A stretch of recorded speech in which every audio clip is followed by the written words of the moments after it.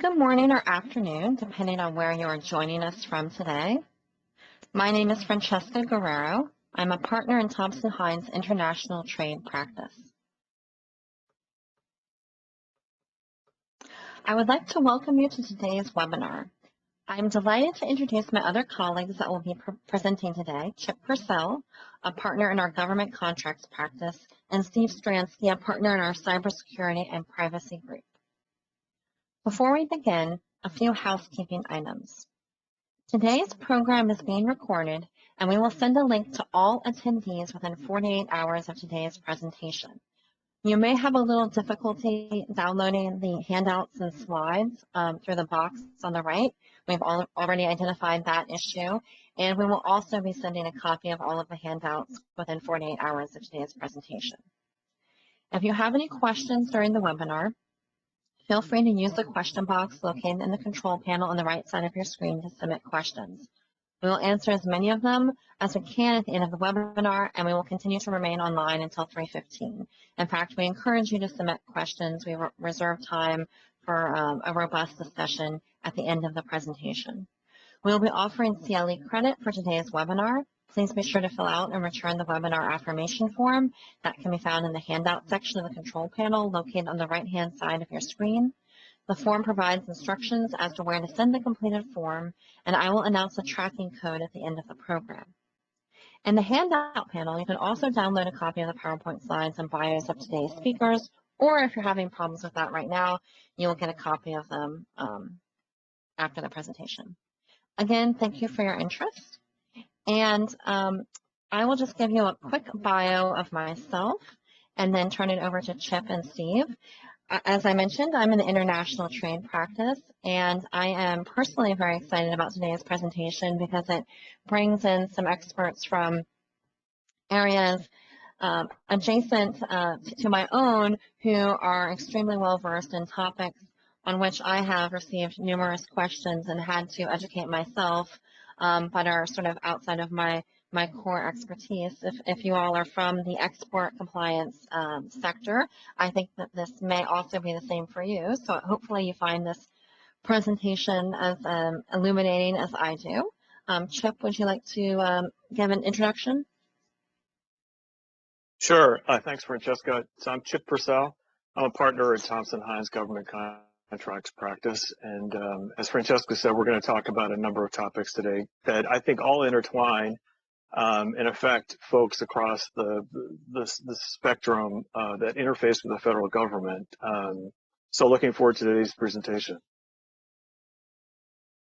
And great. This is Steve Stransky. I'm a partner at Thompson HIne in the Data Privacy Cybersecurity Practice Group.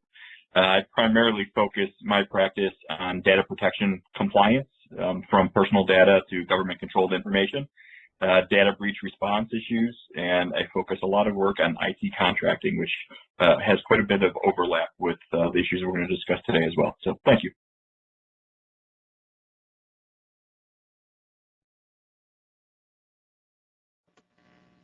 So Chip, please take it away. Sure, thanks very much. And Francesca, if you could advance the slides a couple to the beginning of the presentation. Thanks. And actually, that's perfect.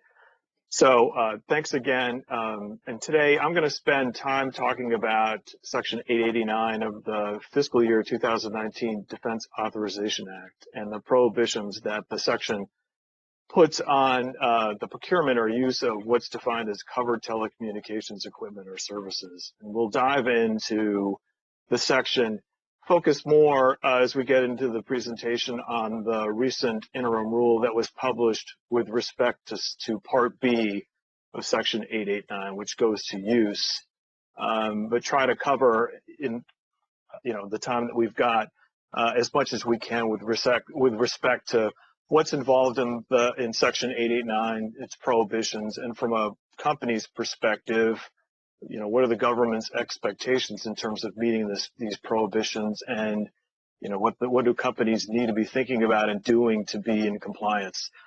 So starting with the section's requirement itself on the slide, and I'm sorry, Francesca, if you go back one quickly, I'm sorry, I'm just going to talk briefly about what the section provides.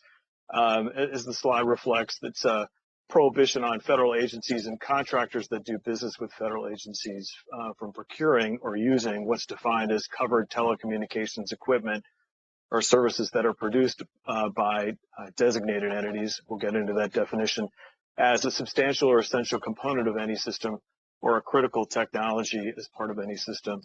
And if you read the interim rule that was just published, the FAR Council talks about the intention of the statute really to protect the United States from the impact of federal contractors using any kind of covered telecommunications or equipment or services that the government has determined would present a national security concern. And we'll talk again about, in the definitional sense, who these parties are that have been designated by the government. And the FAR Council's view is that the rules that have been published to implement the section are intended to ensure that government contractors are going to factor those national security interests into their decision making and help them mitigate risks. So the first big definition under the section is covered telecommunications equipment or services. And it falls primarily into two buckets: telecommunications equipment that's produced by Huawei or ZTE, or any of its subsidiaries or affiliates, as well as video surveillance and telecommunications equipment that's produced by one of the companies listed there, Hatera, Hangzhou, or Dahua. I think one thing that's important to know is that this is not a static list. The statute is drafted such that the Secretary of Defense can consult with the Director of National Intelligence or the FBI Director to include other Chinese entities. And one other point to note, and the slide at the bottom reflects this too, is this is not the only tool in the government's arsenal in terms of dealing with entities, Chinese entities that the government has determined present a national security risk. Going back to the National Defense Authorization Act from 1999, Section 1237 allows the Secretary of Defense to designate entities that are equipment, from entities that are from the People's Republic of China. And the section grants the President the ability under the International Emergency Economic Powers Act to impose sanctions on equipment from those designated companies. So again, the government has a broad arsenal of tools that it can use to protect national security interests when it comes to dealing with these companies. Francesca, if you could advance it. So Section 889 is divided into two primary parts, Part A and Part B. Part A is focused on procurement. Part B is focused on use. As the slide suggests, they both have different focuses and requirements and different implementation dates, and we'll be talking about those. And I think that the general consensus is that Part B is more onerous from a company compliance and risk mitigation standpoint than Part A. Part B focused on use, which is not a defined term, imposes much greater requirements in terms of the diligence that companies need to do and its certification to the government about that diligence and use of covered telecommunications equipment or services on companies. You could advance it. Thanks. So we'll start with Part A. And the slide reflects the prohibition under Part A that the federal government from procuring or obtaining or extending or renewing a contract to procure or obtain any equipment, system, service that uses covered telecommunications equipment or services as a substantial or essential component of any system or as a critical technology as any part of the system. So again, the focus is on procurement of what's defined as covered telecommunications equipment or service. So this part of the section became effective last August 13 of 2019, and there were interim rules that were published at that time, which we'll get into. Part B, which is going into effect this coming August 13th, prohibits federal agencies from entering into or extending or renewing a contract with an entity that uses any equipment, system, or service that uses covered telecommunications equipment or services as a substantial component of any system or as a critical technology as any part of any system. So again, the focus here is on use, much broader than Part A, and again, we'll discuss it as we get further in. So I want to briefly go over, as part of the interim rules that was published last August, the changes to the Federal Acquisition Regulation, the FAR, to implement Part A of Section 889. And the most recent interim rule, published about 2 weeks ago, modifies these sections to include the prohibitions on with respect to Part B. So first is the creation of FAR subpart 4.21. In back of August last year, this new section incorporated the prohibition on procurement of covered telecommunications equipment or services in the FAR, but also recognizes an exception to that in either of these two categories: services that connect to facilities of a third party, such as a backhaul, roaming, or interconnection agreements, or telecommunications equipment that cannot route or redirect user data traffic or permit visibility into any user data or packets that such equipment transmits or otherwise handles. One thing to note there is at the time these regulations were published, the terms that fall into these exceptions were not defined. They are defined as part of the latest regulations that have been published by the FAR Council, but at the time they were not. And the last part that the new subpart 4.21 implemented were the waiver requirements, whether by an executive agency or the Director of National Intelligence. Francesca, if you could advance it. So the first main clause that the interim rule of Part A implemented was the requirements at 52204-24, representation regarding certain telecommunications and video surveillance services or equipment. So the requirement that the offerer represent whether they will or they would not under the offer or the proposal would be providing covered telecommunications or equipment or services. And if they indicate that they are, it's reflected on the slide, that the contractor has to provide all the information that's listed there: a description of the equipment that's being provided, explanation on proposed use, and then additional information depending on whether it's a service or equipment. All of that had to be provided as part of the proposal to the government to help the government evaluate. In addition, there was a subsequent rule that was issued in December of last year that allows offerers that indicate that they would not or they do not, as part of their annual representation, that they're not providing covered telecommunications equipment or service. They don't have to do it on an offer-by-offer basis. The only time they would need to is if they would have to provide with each proposal that information. FAR 52204-25 is the general prohibition. It simply states the requirements of Section 889 prohibiting the procurement of covered telecommunications equipment or services. So again, if this really comes into play if during performance of a contractor were to discover that there was being provided under a contract covered telecommunications equipment or services. In the middle of the slide, there is the information that the contractor has to report to the contracting officer. If it's a DoD contract, there's a DoD website the information has to be provided to within 1 business day, and then subsequently 10 business. The specific information on the information that's being provided, or the equipment, or service that's being provided, as well as actions that are being taken to remedy the fact that that equipment or service is being provided. You can go to and one other important point is under Part A, that's a requirement that has to be flowed down to subcontractors. So if a subcontractor were to come to a prime contractor and say, hey, we've discovered this, the obligation on the prime contractor would be to report that information to the government. And if you can go forward to the next slide. I'll just touch on this briefly. This is the representation under 52204-26 with respect to the providing covered telecommunications equipment or services. So I want to get into section Part B, pardon me. If you can go to the next slide, thanks. So about 2 weeks ago, the FAR Council published an interim rule that implements the requirements of Part B. There's a comment period, and there's an opportunity for contractors to provide comments, obviously on the rule as a whole, There are specific questions that the FAR Council asks when it comes to the breadth of the application of this rule. At this point, we'll talk about this.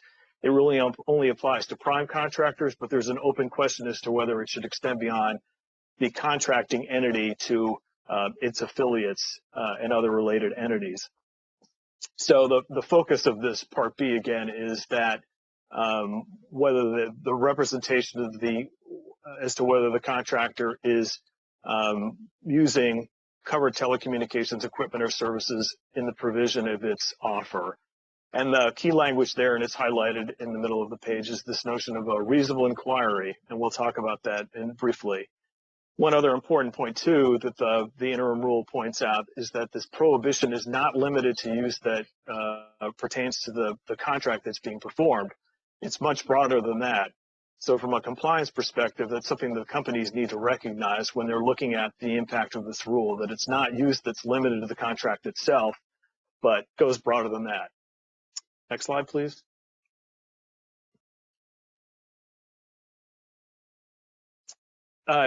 Just quickly here, in the interim rule, the FAR Council talks about the industries that it sees as being primarily impacted by the requirements of Part B.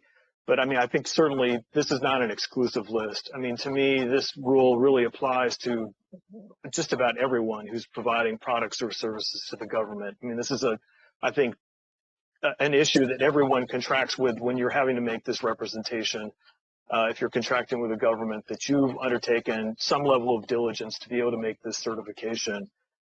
The other point to note, I pulled out there and put on the slide, is what the government estimates the cost impact to be. And that $11 billion goes to each of the certifications that are in the FAR. So clearly, the FAR Council recognizes that this is going to have a significant cost impact on contractors. The level of diligence that it's going to take industry as a whole to be compliant with this rule is significant. And I mean, the government recognizes that. Next slide. So I want to talk briefly about the changes to the FAR requirements that have been implemented in this interim rule involving Part B. I'll go through them fairly quickly so we can get to the kind of key takeaways at the end. So one thing that the interim rule did was that it introduced definitions for some of these undefined terms: backhaul, interconnection agreements, reasonable inquiry, and roaming. So all relevant to the implementation of the rules for Section 889. And there you'll see at the bottom of the page the prohibition that comes straight out of Section 889. So again, dealing with use of covered telecommunications equipment or services, unless there's an exception that applies or a waiver has been granted. And again, this notion that use is not restricted to use of within the support of a federal contract is much broader than that. Next slide, please. So again, some changes made to the FAR section or subpart 2.1, the ability of the contracting officer to rely upon a contractor's representation unless there's some reasonable basis not to do that. And then the procedures that are supposed to be followed if there's a representation that covered telecommunications equipment or services will be used in the provision of the contract. And there's also additional waiver requirements that are put into place for waivers relating to Part B. Next slide. Okay, I wanted to talk briefly about the representation requirements at FAR 52-204-24. So the interim rule adds the new prohibition from Part B, and then talks about this notion of the offer of representation as to whether they are not using covered telecommunications equipment or services in the provision of the contract after conducting a reasonable inquiry, which we'll talk about in 1 second. And again, the last part, there's changes made to the information that a contractor needs to provide, spells out in detail the information that a contractor needs to provide if they've indicated that they do plan on using covered telecommunications equipment or services, the information that they need to provide to the contracting officer to be able to let the contracting officer make an assessment. Next slide, please. Also, changes made to the prohibition at FAR 52-204-25, adding in the Part B prohibition and the definitions of the relevant terms as well. Next slide. So I want to go through some key takeaways in the time that I've got left. And the first one relates to this definition of use, which is a main concern of contractors and industry coming into the publication of this interim rule. So an important point is that the interim rule does not define the term use. What it does provide is guidance on, I think practically what does use mean. So as I mentioned before, the interim rule is very clear in saying that use is not restricted to use in performance of the contract. It's a broader term than that, which really impacts the level of diligence I think a company is going to need to engage in when it looks at what are the practical implications of certifying compliance with this rule. You can't just look within the scope of the performance, what are equipment and services that are being used to perform that contract. It's got to be broader than that. And the interim rule also specifies that there's no requirement that a prime contractor flow down the Part B requirements that are in the FAR for Section 889, but because of the breadth of use, the contractor is going to need to reach out to its subcontractors and suppliers when it conducts this reasonable inquiry in terms of what is use in support of the contract and beyond that. Next slide, please. So with respect to scope of the application of Part B, again, the interim rule says that the Part B requirements are limited to the prime contractor. There's not a requirement that the contractor flow down the Part B requirements to a subcontractor. They do, though, need to flow them down under Part A to subcontractors. The interim rule does say that the FAR Council is looking at extending, though, the scope of application of the Part B requirements beyond the entity that's contracting with the government to include the entity's parents, affiliates, subsidiaries, with an effective, potential effective date of next August. So there's an opportunity for industry and contractors to comment on that. There's some specific questions that the FAR Council asks that people can weigh in on with respect to this issue. Next slide. Okay, so reasonable inquiry. So the new interim rule introduces this notion of the reasonable inquiry that the contractor needs to engage in making a representation on use of covered telecommunications equipment or services. And it defines it as an inquiry designed to uncover any information in the entity's possession about the identity of the producer, provider of covered telecommunications equipment or services used by the entity. It does say that this reasonable inquiry excludes the need to conduct an internal or third-party audit. So some parameters put on the depth of it, but again, it's a rather vague term, and I think that this is, to me, going to be the most difficult part of it, or one of the most difficult parts of implementation of this new rule, is how deep an inquiry do you need to make? I think at the very least, companies need to think about reviewing all their internal documentation that touch upon the use of what could be defined as covered telecommunications equipment or services, making sure that the responsible people, whether they're people in the procurement chain and information technology, are involved in that discussion, and not only internal but an external review in terms of that follow-up with your subcontractors or suppliers to get them to be able to provide information to help you make an assessment as to whether you can certify compliance or not. Next slide.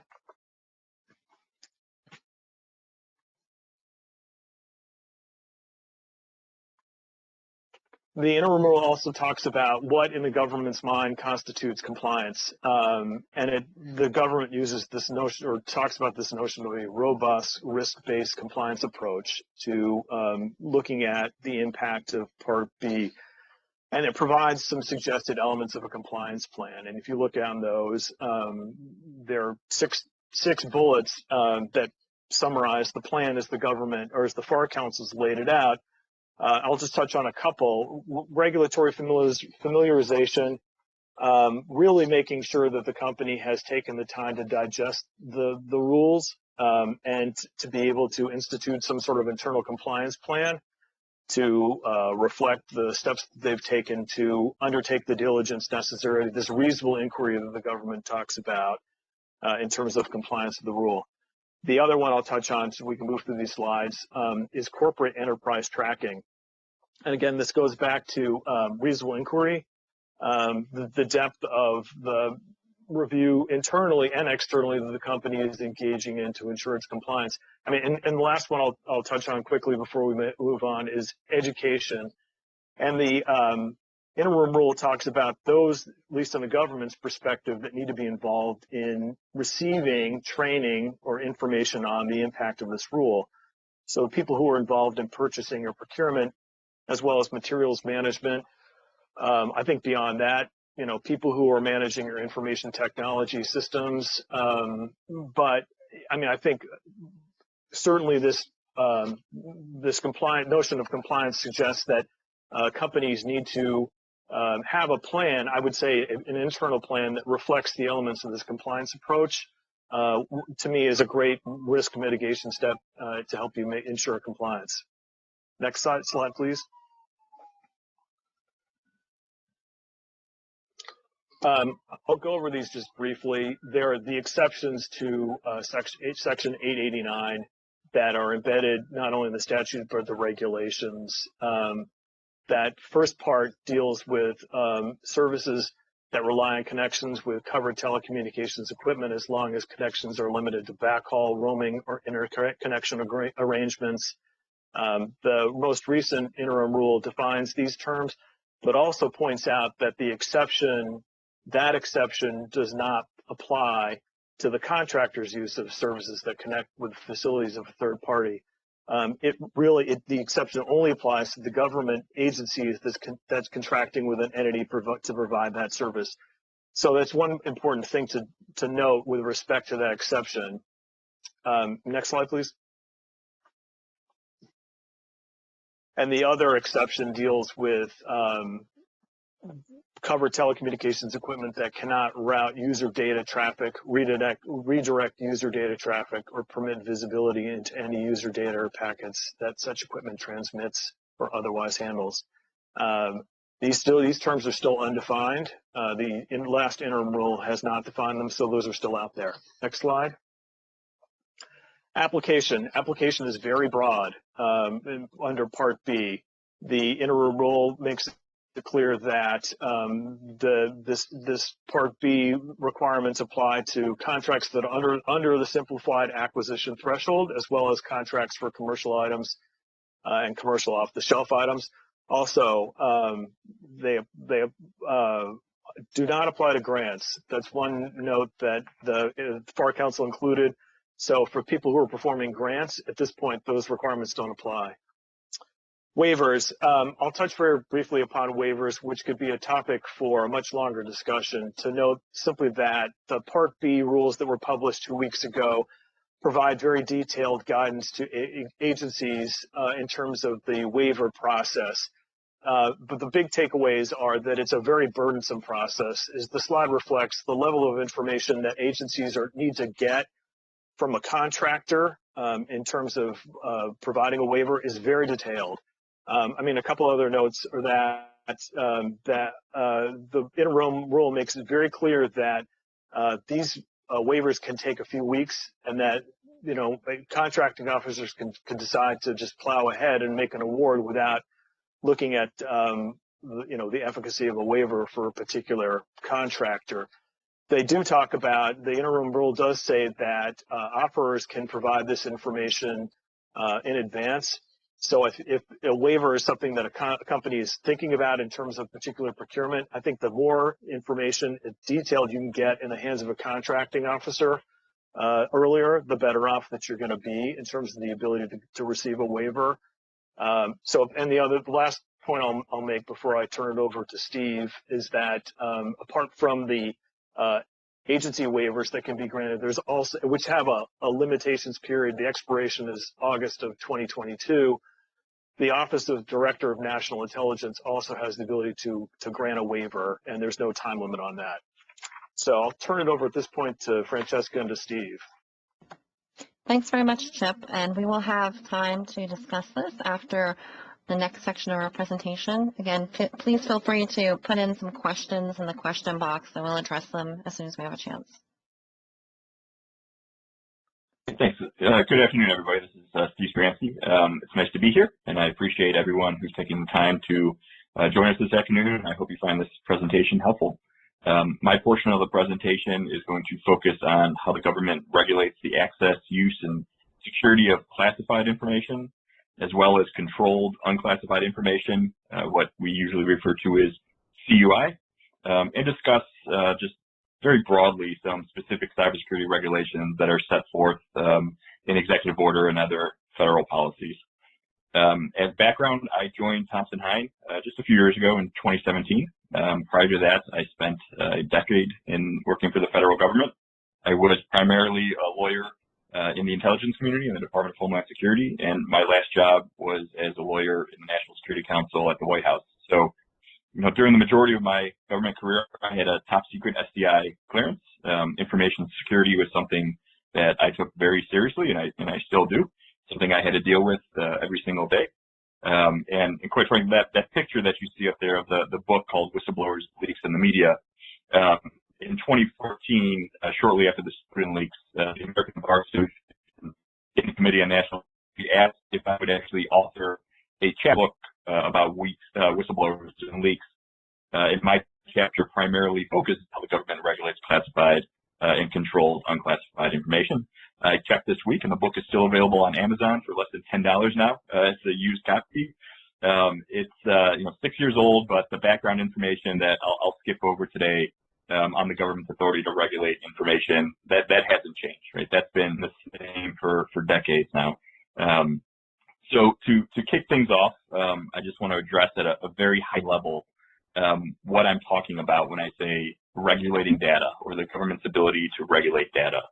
To me, I think it's generally a pretty easy topic. It's about who could have access to information, to government-owned, controlled information, how they can get access, what they can do with the information once they have access to it, who can they share it with, what are the confidentiality rules around that information, how can they secure or how must they secure or retain that information, and that's when we talk about technical, physical, and administrative security controls. And once those access rights have been terminated, what the individual has to do to either or destroy that data. And so the government has been regulating data for a very long time. I will skip the story of the the Committee of Secret Correspondence that was formed in 1775, but it was known as consisting of Benjamin Franklin, Thomas Jefferson, and John Jay, among others, formed by the Continental Congress. And the first thing that this organization did when they came across this information was and prohibit its disclosure back to the Continental Congress. So the government has been regulating data for a very long time. Fortunately, today we have a much more clear framework on how that regulation takes place. Usually it's done in one of two ways. So the courts have essentially said that Congress has an independent authority to regulate data, and the president, as both the chief executive and commander-in-chief, also has the authority to regulate data. So usually Congress, there's some rare occasions in which Congress will pass a law that in and of itself how information can be used, collected, retained, destroyed, things like that. But it's more common for Congress to pass laws like the National Security Act in 1947 that demands that individuals within the executive branch, whether it's the DNI or other cabinet officials, issue regulations that regulate data or specific types of information itself. So the framework we have today is the government generally has three types of information: classified information, controlled unclassified information, and just purely unclassified information. So we're not going to talk about unclassified information at all. That has no regulation to it whatsoever, and it can be used open and freely.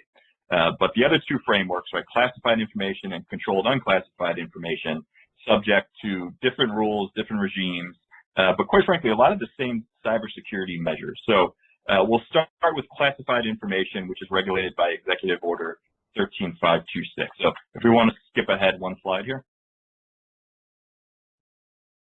So Executive Order 13526 is the EO that primarily regulates classified information. It was signed by President Obama in 2009, and it follows the same framework that has been used to classify information for the previous 60 years, going back all the way to FDR. Generally, when information is classified, it can only be classified at one of three levels. It's going to be top secret, secret, or confidential, and you see that on that left-hand picture there. And the way that information is classified, or what level it should be classified at, is based on the type of harm that would occur to national security if there was an unauthorized disclosure of that information.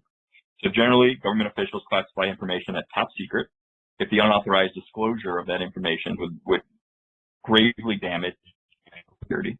Classify information at secret if that unauthorized disclosure would cause serious damage to national security. And they would classify the information at confidential if the unauthorized disclosure of that information would cause damage to national security. So that's it. Those are the only three levels of classification that the government has. I mentioned I used to have a TSSCI clearance. SCI, which comes up a lot in the news, refers to sensitive compartmentalized information. It's technically not a classification level, though generally when government regulates information at the SCI level or the SCI category, it's going to be considered top secret. It primarily relates to intelligence community activities. From a day-to-day standpoint, the way that the government classifies information at one of these three levels, and is set forth in EO 13526, is the president designated certain officials that have original classification authority, or OCA. And that's generally going to be senior national security officials, all the cabinet heads. And so each department and agency has the ability to classify information in its possession and control. And the way that usually works is, the cabinet secretaries are generally pretty busy. They don't sit around classifying information themselves. So they further delegate that authority to other officials within the department, and that's a process that varies from department to department. For example, at the Department of Homeland Security, there's only 18 officials who have the ability to actually classify information at the top secret, secret, or confidential level. Within DoD, there's hundreds of officials who have that same type of authority. But the caveat is, it doesn't matter if you're DoD, DHS, State Department, intelligence community, any official who has the authority to classify information can only classify it if it relates to a very specifically identified category or type of information. And so if you see that middle picture there, what can be classified? This is taken directly from section 1.4 of EO 13526. Right? Government officials can only classify information if it relates to military plan, foreign government information, intelligence sources and methods, right, foreign relations, and so on and so forth. Information related to vulnerabilities or capabilities of systems under that subsection G, oftentimes relates to cybersecurity related information. But as you can see, sometimes the information that we're talking about today, whether it's covered by ITARs, DFARs, which is always going to be unclassified information, in certain circumstances, you could have very similar type of information that's classified at the top secret, secret, or confidential level. And then if you see in that last picture there on the right-hand side of the slide, whether information's at TS, secret, or confidential, that's going to dictate certain security controls that have to be implemented to protect that information, but it's generally going to be marked the same type of way. And these markings are important because the same framework for how the government and the private sector is required to mark classified information is going to carry over to the controlled unclassified information. So that picture of that document you see on the right-hand side of your screen, that is a document that was declassified several years ago as part of Congress's oversight of something called the 215 program, which was an intelligence program related to the collection of metadata in bulk from telecommunications companies. That 215 program is really no longer available, at least in the same form it was a few years ago. As you could see, though, in this document, the way that you mark documents at a classified level, and again, this is going to carry over to the CUI context as well, is the first thing you do, you see in the footer there and at the header as well, is that you have to label the documents at the highest level of classification that's in that document. So this one in particular is top secret, COMIT, no form. So the highest level of classification, the highest level of information within this document is at the top secret level. So that's why it's listed as top secret. Component refers to communication as the restrictions on dissemination and handling, and then that phrase "no foreign" means that this information cannot be used in governments or foreign national. So that heading marking is really supposed to be indicative of the information, the level of classification, and the dissemination security controls that need to be attached to it. And then there's a little weeds, but you can see that each paragraph is broken down by its level of classification as well. The paragraph is unclassified. Again, it's not regulated. Nobody cares if that's released in one way or the other. But those paragraphs themselves have TS no foreign markings, which signifies their level of classification. So that's how the government regulates classified information at a very high level. If we skip over now to controlled unclassified information, or CUI, we could see the government is taking a approach, but it doesn't have the same level of granularity and nuance than we do under EO 13526. The government also controls information that is not classified. It finds information that is otherwise sensitive, requires dissemination controls or other handling controls, but does not fall under 13526. So this is information that's not going to be top secret, secret, or confidential, but still requires security around it. It's now referred to as controlled unclassified information. Previously, the way it worked, right, we had a framework in place for 67 years on regulating classified information. There was never a framework for unclassified but sensitive information. And so the departments and agencies all regulated it and created it in their own manner. So you have Department of Defense and Homeland Security creating information that is known as for official use only. State Department often created things called sensitive but unclassified information. FBI always did law enforcement sensitive, limited distribution type of information. And it was just a piecemeal approach. And so what President Obama did in 2010 was issue Executive Order 13556, called Controlled Unclassified Information, which established for the first time a program trying to manage all of these unclassified types of information in the executive branch that requires safeguarding or dissemination control. So CUI is meant to be that umbrella designation for all other types of information in the government that is otherwise sensitive, but still not classified under EO 13526. So under EO 13556, the CUI executive order, the president designated NARA as the executive agent for administrating the CUI program. NARA further designated that to the Director of Information Security Oversight Office, which is known as ISU. And NARA and ISU are responsible for creating a public registry of all authorized categories and subcategories and markings of CUI, right, of that controlled, unclassified information, along with their safeguarding, dissemination, and decontrol procedures. And so that's what that picture is up on the screen right now, right? That's just an excerpt of what some CUI categories look like. There's over 100 now of CUI subcategories in total. And the vision was of Executive Order 13556 is that any individual can go to the CUI registry, click on any type of information, including this export control data that's listed there, or control technical information that's going to be covered, defense information, and just identify what those security markings look like, what the security control requirements are. But as we see it playing out, it's a little bit different right now. If you go to the CUI registry today, you go to export control documents or export controlled information or control technical information, you're generally not going to be given any type of unique information in the CUI registry.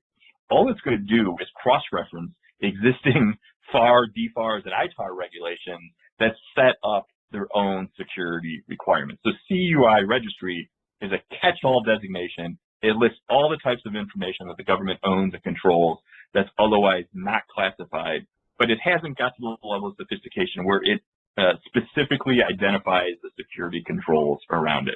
To that, you have to go to the individual regulation or executive order and see what types of information controls are around that information. So if we skip to the next slide. So as we can see, there's no universal executive order, regulation, policy overseeing all types of information that the government has, right?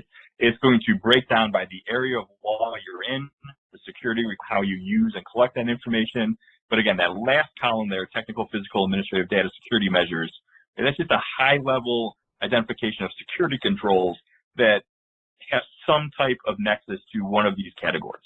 Right? Not all of them are required under, for example, ITAR controls, but all of them would be certainly required to try to satisfy EO 12829.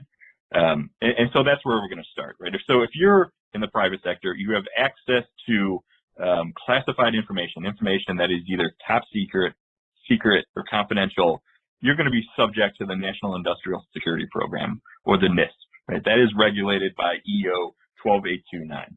And so EO 12229 designates the Department of Defense to regulate how the private sector can have access to classified information. Basically, all the departments and agencies allow DoD just to regulate the NISP program. There's about 13,000 facilities in the United States that are owned by the private sector that are cleared to have classified information. And if you are a defense contractor cleared to have that information, you're subject to what's known as the NISPOM, or the National Industrial Security Program Operating Manual. So the operating manual, the NISPOM, very, very broad in terms of technical, physical, administrative security requirements. The document is over almost 150 pages of security requirements in and of itself.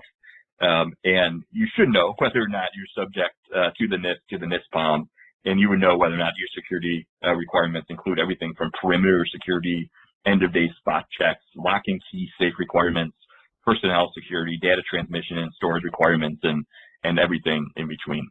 And then just to jump ahead to the next one, right, that's classified information. And this POM deals with the classified information. The rest of the regulations listed up here primarily focus on dealing with government information that is subject to CUI, that is otherwise unclassified, but still subject to some type of regulation. So the first one up there, 48 CFR 52-204-21, it says basic safeguarding of covered contractor information. And even though it's bolded as covered contractor information, the key takeaway there is this is basic. These are the basic cybersecurity measures that organizations need when handling certain types of CUI. So this particular regulation, 52-204-21, effective in June 2016, applies to all federal contracts and subcontracts at any tier except for shelf items, and requires basic safeguarding of contractor information that contains federal contract information. And those terms themselves are very broad.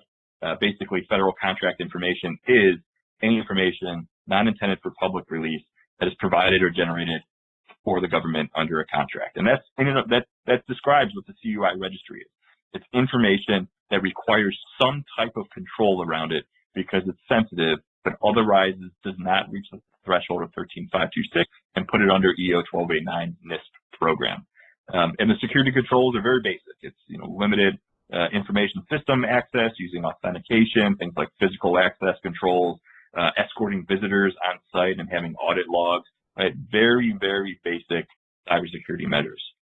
And then when you go a step further, 48 CFR 262-204-7012, this has gained a lot of attention because it's essentially the regulation that requires defense contractors that when they have covered defense information to ensure that information on their own networks and systems are designated or operating in a way that complies with NIST 800-171.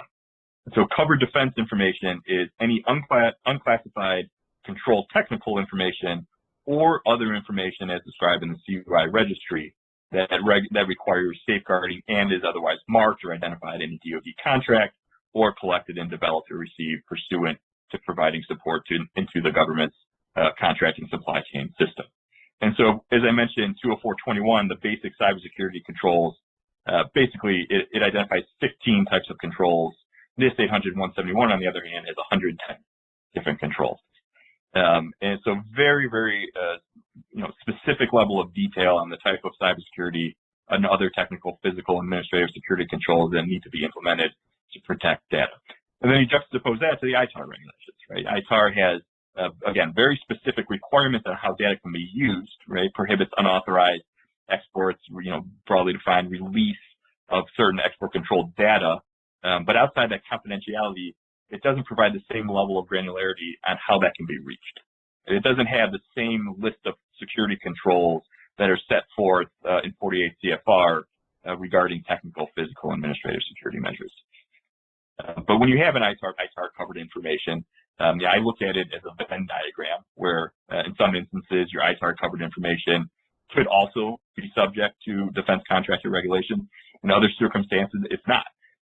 But when looking to set up your ITAR program, the great starting point is looking at 48 CFR 52-204-21 or 204-7012.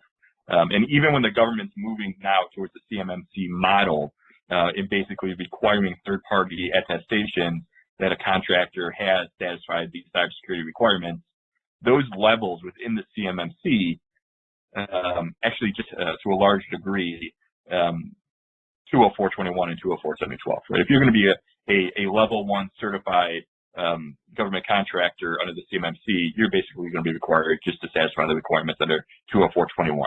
If you're going to be tier 3, then you're satisfying NIST 800-171. The DoD has not reinvented the wheel here. They're just building upon existing cybersecurity regulations. And to the extent you're building an ITAR compliance program, that's where you want to start. So I recognize I'm probably going over, so I'll stop there and kick it back over. Sure. Thanks, Steve. And we've already gotten in some questions with hypotheticals. Wait, I'm trying to go backwards here. Okay. We've already gotten in some questions with hypotheticals in Section 889, and I'd like to get to them. But before we do, Steve, I'd like to just kind of expand on a point you made specific to the export regulations. The ITAR and EAR have requirements regarding prohibiting the disclosure of certain information to certain persons or in certain places, but they don't provide specific cybersecurity requirements. And I just like you to expand a little bit on your opinion of how the cybersecurity requirements that have developed in other areas have sort of created expectations for what companies will do with respect to their export control data.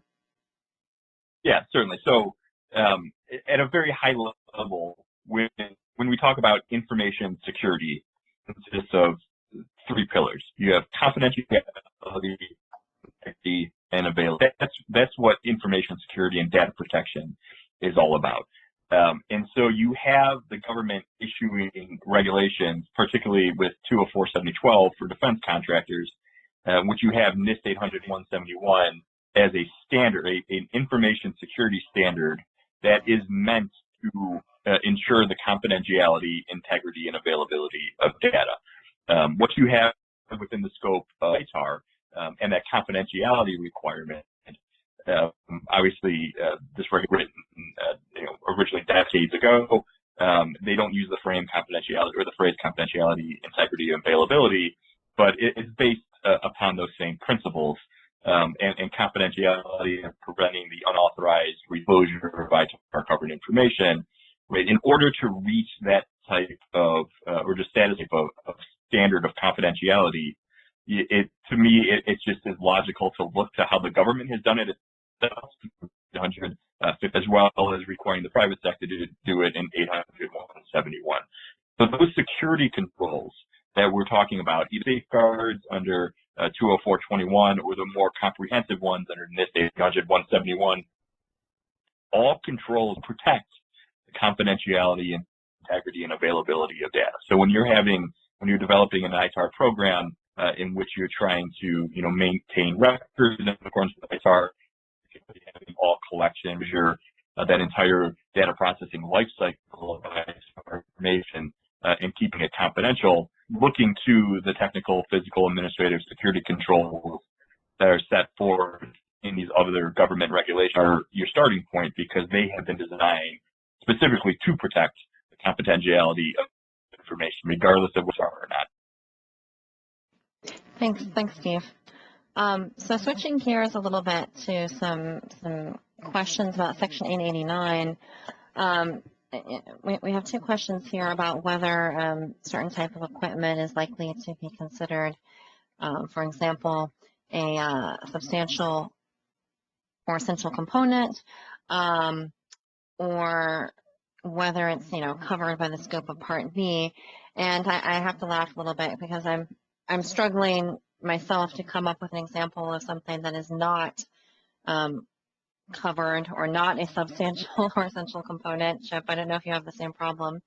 But the first one is cell phones. So what if your employees use cell phones that are made by Huawei or ZTE, either handed out by the company or that the employees buy themselves and download their email onto? What's your view on that, Chip? Do you think that's likely covered by Part B or Part A? And I looked up the definition of substantial or essential component if you'd like me to read it. No, I'm actually looking at the same definition, and it out of the FAR, it's any component necessary for the proper function or performance of a piece of equipment, system, or service. So fairly broad. I mean, I don't know that it would be as much of a Part A issue as it would be a Part B issue in terms of use. And again, it's really understanding if in the cell phone analogy, how does the cell phone usage correspond? And again, Part B's directive is that the prohibition applies not exclusively to use in support of a contract. It's broader than that. So how are these cell phones being used? How is the company using them and the employees using them in the performance of their duties? Understanding that fact and sort of, in terms of the broader, kinds of usage by the company that could impact the contract, I think that would be the analysis. So, Francesca, yeah, I was going to say, I don't know what you think on that. Well, yeah, and just to simplify, I mean, very likely, yes, it could be covered, these devices, right? I mean, there might be some circumstances where it's so limited that it's not a substantial or essential component, but well, certainly, I think, yeah, from a company's perspective, I think that, we're in a period now where it really is focused on that diligence. Now that the rule has been published and companies, industry has a better sense of, what are the government's expectations when it comes to compliance and the ultimate certification on use of covered telecommunications equipment or service. It really is identifying not only internally but externally as well the kinds of equipment or services that fall within the definition established by the statute. And for something like a cell phone that may be used by somebody, that may be very easy to eliminate. I mean, that's part of the analysis, particularly when it comes to a waiver, gets into the sort of the kinds of mitigation and cost issues. So, that may be one where a company takes a look at it and simply concludes, well, that's something that is easy to get rid of, even if it's attenuated in terms of, I mean, clearly, I'm sure to a contract in its performance, but again, given the direction that this is use that extends beyond the performance of a contract, a company may say it's easy, it's not a heavy lift necessarily for us to replace these cell phones that would be under the scope of the prohibition with something that wouldn't be a problem. But I think, again, the key at this point is really undertaking that sort of analysis to identify within the internal organization, but as well the supply chain of subcontractors and suppliers, where those points of weakness are, and then making a determination: are they things that are easy to eliminate, or are they not? I mean, if they're not, then it is all right. Are we better off perhaps looking at the requirements to go out and obtain a waiver? And obviously some of this is timing too, in terms of the length of time that would take, the cost associated with it, all those factors that I think a company going to need to weigh in terms of how best to deal with the compliance requirements that are being, placed upon them under the statute. Mm-hmm. Right. So kind of to circle back, yes, using a cell phone for work email probably is covered as use, as a company use. And so to your point, Chip, then the question really becomes, what do you do about it? Just replace it and move on? Because it's pretty simple to replace a cell phone, or is it a more complicated component where you need to seek a waiver? And then the other hypo was about CCTV cameras and offices. You know, do you think that would likely to consider the use of covered telecommunications equipment? I'm interested in your thoughts, Chip, but of course, I was thinking that this really gets to the question of which entity is giving the representation. But I think that the equipment is probably covered equipment. I think that yes, you're right, because under the definition, there's surveillance equipment that falls within the scope of the definition. So the equipment itself, I think, would qualify as covered telecommunications equipment. But I think you're right. Then, you know, part of the issue is with respect to the use, and so it may be what entity is using it. You know, I think the unfortunate thing is, you know, if this were a restriction that were limited to performance of a contract, there would be an argument that, well, look, it's surveillance equipment. How is that relevant to the performance of a contract? But again, the way this thing is written, this regulation, the way it's written so broadly, is that use extends beyond that. It becomes problematic. So, you know, again, the company is forced into the difficult position of having to, you know, make a judgment about, well, what's the best route to take on this? Is it, you know, is it going to the government and saying, look, you know, it's a waiver. A waiver may be appropriate here. You know, and part of the argument with respect to a waiver may be, again, the regulations drafted so broadly that it picks up any kinds of use, but, you know, this sort of use is so attenuated to what the contract requires that it shouldn't be as great a national security issue. I mean, I think as these waivers are being reviewed and implemented by the government, you know, arguments like that may be successful. I mean, I will say the interim rule in its commentary says that don't expect to be, you know, these waivers really to carry much precedent because they view them as being so fact specific, and there is a requirement that agencies have their own waiver procedures ultimately, that it's going to be hard to say compare a circumstance where a waiver was granted for one contractor and, you know, perhaps carry that to another. But, you know, I think that these are, again, these are the considerations companies need to make, pardon me, when they're determining what's the best path with for them in terms of compliance.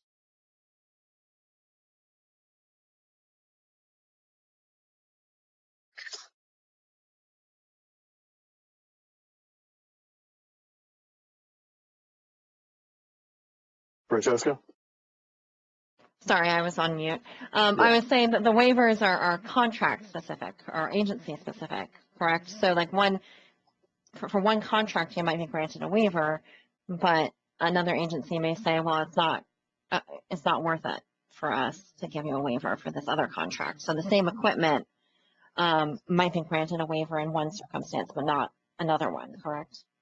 That's right. Yeah, you're right. So I think that's one of the complicating factors that a company may face, particularly when they're looking at a waiver, is that what would work with one agency may not work with another. And, you know, it's going to be agency specific. It's going to perhaps be contract specific too. You have different contracting officials involved in the decision-making process. So yes, I think you know, there is going to be that you know, sort of disparate view.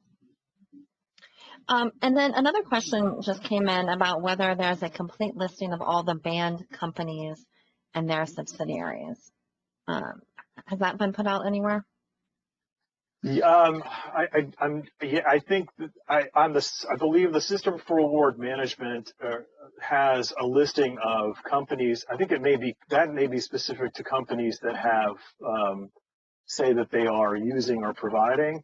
With respect to the list of companies that fall within the definition, I'm trying to recall. We have to follow up on this if there has been sort of where the current listing is. I think we'd have to dig that up and get it. I don't know off the top of my head.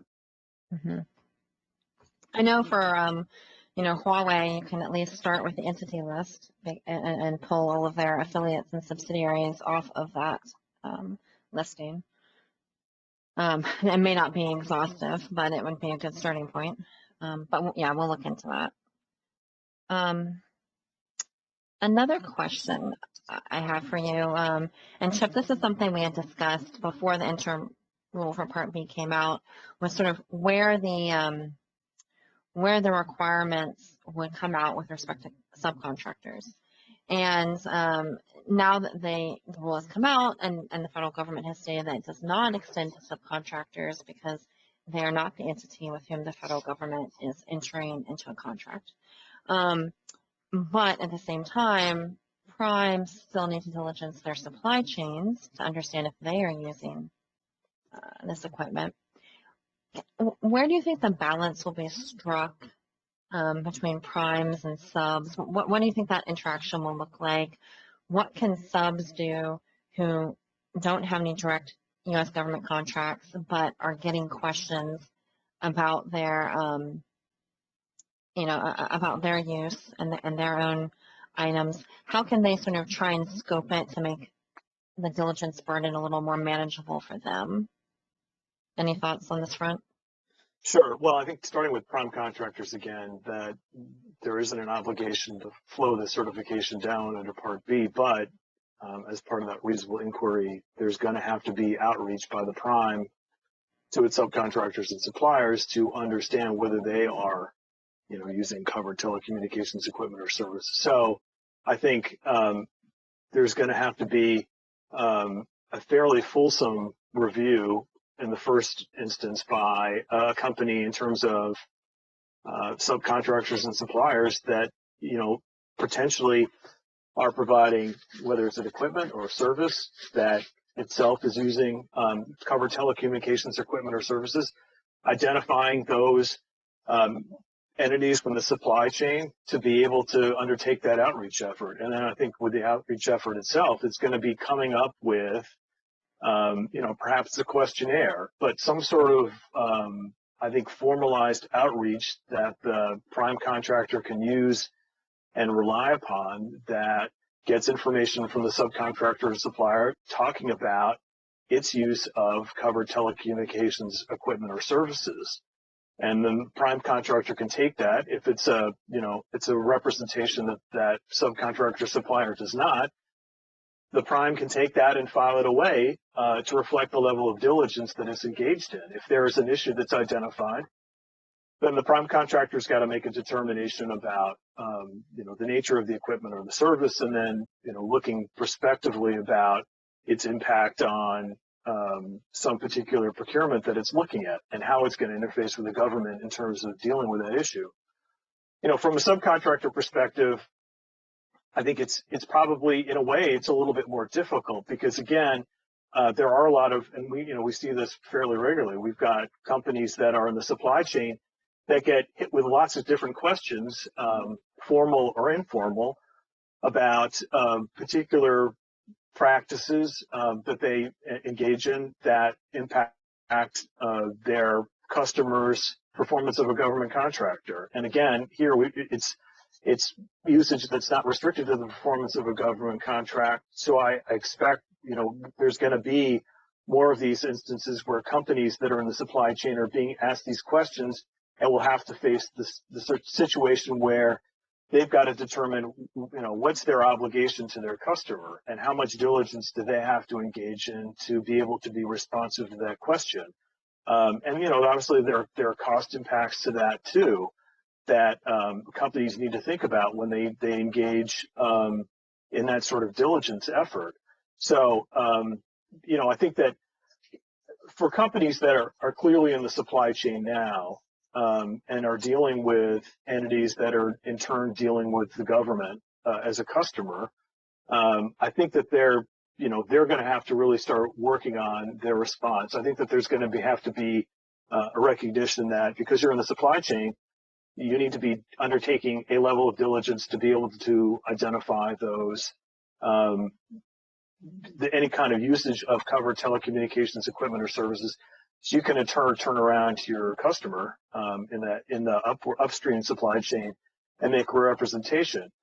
For folks who are not regularly in it, I think that's the harder question is how much of this are you willing to engage in? I mean, is this these sorts of customers, is there enough critical mass to, support that level of effort, or is it just going to be, I get one of these questions, I'm going to call these folks up who are sending the question and trying to understand where this is coming from and how it impacts me. And what is it that you're looking for from me? And what level of response do I need to provide? So we're really in the beginning processes of this, or the beginning stages of this. I think it's gonna take a while for this all to evolve to any sort of level of I'm not sure what the right word is. I mean, level of substance or sophistication, so that people can deal with this in a way that it's not going to, impact or interrupt the supply chain. Mm-hmm. I'm going to quickly give the CLE code, and then I do have one more question for Steve. Possibly time for one more after that. But the CLE for today's program is TH0729. Again, the code is TH0729. There was a form on the side panel that you should click and fill in if you would like CLE credit. Back to our questions. So Steve, this is actually a question that we have not previously discussed, but as I'm thinking about this, how do you feel about the equipment that's now been identified by the federal government as posing a national security risk? If companies are using that, do you think that is also likely to sort of be a failure under their cybersecurity risk management, aside from the federal contracting issue? But do you think that's going to be a failing more broadly? So I'm not sure if I would use the word failure. I think obviously the government is putting or identifying particular assets and IT equipment for a lot of reasons, primarily on national security. When a company is analyzing its information security program, right, and the NIST framework is generally viewed through the lens, and not just NIST 800-171, but the way that NIST generally approaches information security.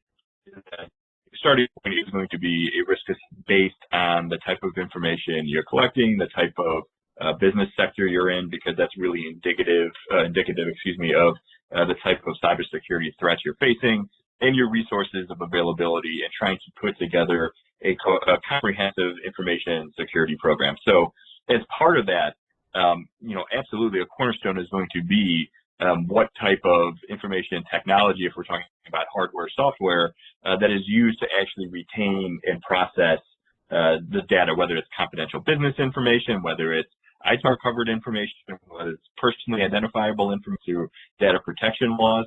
And part of that analysis is absolutely looking at the equipment that you use in order to process, and the types of controls that are either built in or are omitted, right? We want to know whether or not there are backdoors into Apple iPhone, so we know whether or not somebody could be able to hack into our phone. We want to know if there's backdoors implemented by that would give the Chinese government access to things like TikTok. So there's, I would say, again, I wouldn't use the word failure for these particular types of assets and equipment, but absolutely that for a government or for an organization looking at developing an information security program, in particular, asset hardware, software security is going to be a key part of that. Great, thanks, Steve. So I think that is all of our time. I'm going to give the code one more time. It's TH0729, TH0729. Thank you, everyone, for joining us. If you are not currently receiving our updates and invitations, we invite you to go to the Thompson HIne website and register to receive mailings under the Publications tab, or to visit our blog, trumpandtrade.com. Thank you for your interest and attending today's webinar. Enjoy the rest of your day and stay well. Thank you, everybody. Bye-bye.